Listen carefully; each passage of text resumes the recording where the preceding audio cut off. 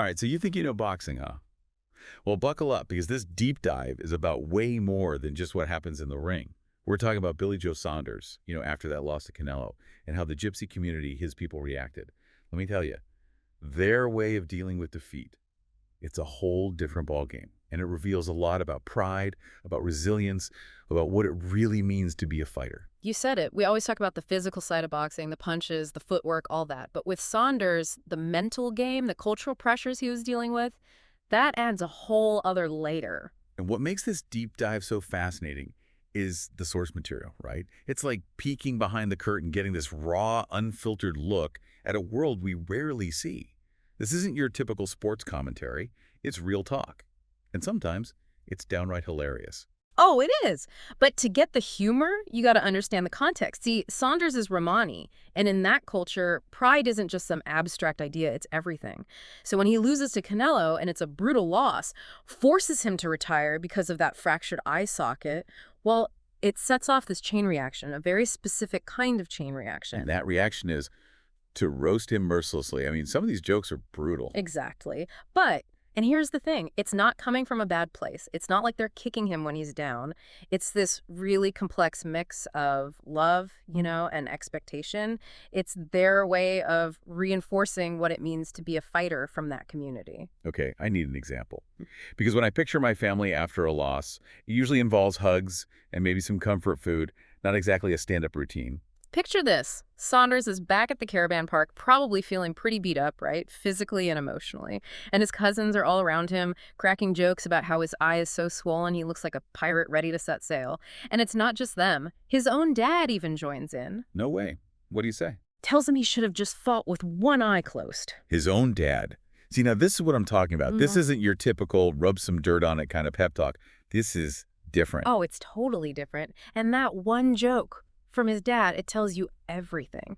You see, the Romani community, they've always had to be tough, resilient to survive. So for Saunders' dad, even if he's joking, the message is clear. You fight no matter what. You don't back down, even with a face that's seen better days. So it's like, we love you, but we also need you to be this symbol of unbreakable strength. You got it. It's not just about Saunders as an individual. It's about upholding the reputation, the pride of the entire community. And that, my friend, is a lot of pressure. And that pressure, that expectation to be strong, it's like it follows them everywhere, right? It's not just at home. It's in the gym, too. No, absolutely. The gym becomes this whole other battleground, but instead of punches, they're throwing jokes.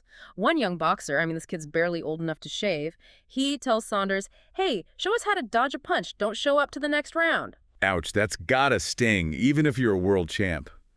But there's this part of it, I don't know, it kind of reminds me of my family in a weird way.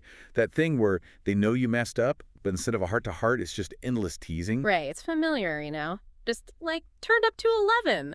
And it gets better. Even Tyson Fury, the Gypsy King himself, he can't resist getting in on the action. Compares Saunders to a magician who vanished mid-act. Okay, that one's pretty good. Yeah. But seriously, at what point does all this joking, this pressure to laugh it off, when does it become too much? Well, according to what we're seeing, it does get to him. Don't get me wrong, Saunders can handle a joke, give as good as he gets, but this constant scrutiny starts to wear him down. Starts to chip away at his confidence. As a fighter, yeah, but also as a man. I can see that. It's like when your whole identity is built around being tough, never showing weakness, then admitting you're bothered by a few jokes, that's tough. Exactly. And this is where that conversation with Tyson Fury comes in. Remember, these two, they're close. They understand the pressures of being Romani boxers. They get it. So, Saunders finally lets his guard down, says something about how it's getting to him. What's Fury do? It's not a simple answer. Fury, he gets it, acknowledges the pressure, but he flips it, turns it into a source of strength, tells Saunders this ability to laugh at themselves, to take the piss. It's what makes their people so damn resilient. So it's tough love, gypsy style. We're hard on you because we love you and because you got to be tough. Yeah, you could say that. But it makes you wonder, right? What's the cost of that? Resilience is great and all, but bottling up all that hurt, all that doubt, that can't be healthy. Yeah, like they say, what doesn't kill you Might just make you wish you had a good therapist. Exactly. It's a complicated issue, no easy answers. And sure, some folks might look at that kind of teasing, that relentless ribbing, and think it's cruel. But you got to remember, in their world, it comes from a good place. They want to see their own succeed. That's what it's all about. So here's Saunders, caught in this whirlwind of jokes, his confidence shaken. But he's a fighter, right? This can't be the end of Billy Joe Saunders' story. And it's not the end, not even close. Saunders, he decides to get back in the ring, and the whole world's watching, right? But it's not just about whether he can still fight at that level. It's bigger than that. It's about proving something, showing everyone that the jokes, the pressure, it didn't break him. Can you imagine that pressure, though? Knowing that everyone back home, the people you love, they're all watching, waiting to see if you've still got it. I don't know if I can handle that. To have your comeback, your whole identity, riding on one fight. It's a different kind of beast altogether. And here's the thing, even as Saunders is training, pushing himself harder than ever, those jokes, they never really go away. It's like this constant reminder of what's at stake. So the night comes. Saunders steps into the ring. Does he pull it off? Does he silence those doubters? It's a clinic. From the opening bell, you can tell Saunders is back. The footwork, the timing, the way he seems to know what his opponent's going to do before he even does it, it's vintage Saunders. And the crowd's going wild. But something tells me that's not the moment, the real win where he feels it. You're thinking about that message from Tyson Fury, aren't you? Yeah, gotta love Fury. Even when you win, you know he's gonna have something to say about it. Not bad for a bloke who bends the knee. Short, sweet, to the point. Classic Fury.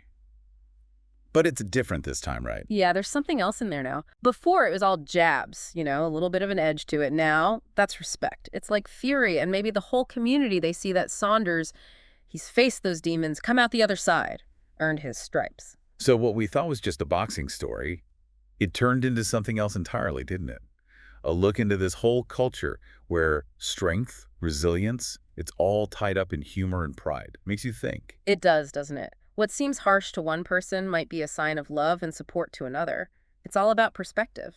It makes you wonder what we all take for granted, what seems normal to us that someone else might find strange, even offensive. That's the beauty of these deep dives. You never know what you're going to find. It's not just about the information, it's about the questions we're left with. The things that stick with you long after the conversation's over.